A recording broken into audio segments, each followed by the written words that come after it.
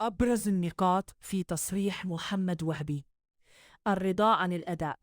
أكد أنه جد راض عن المستوى الفني والبدني الذي أظهره اللاعبون طوال الدقائق ال90.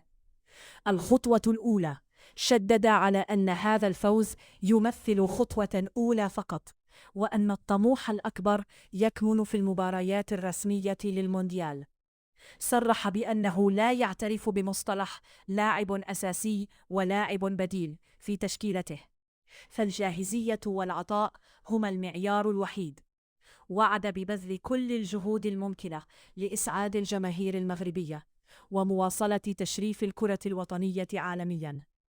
الاختبار القادم: أشار إلى أن الودية القادمة ضد منتخب النرويج ستكون المحك الحقيقي للكشف عن المستوى النهائي للمجموعة قبل ضربة البداية المونديالية.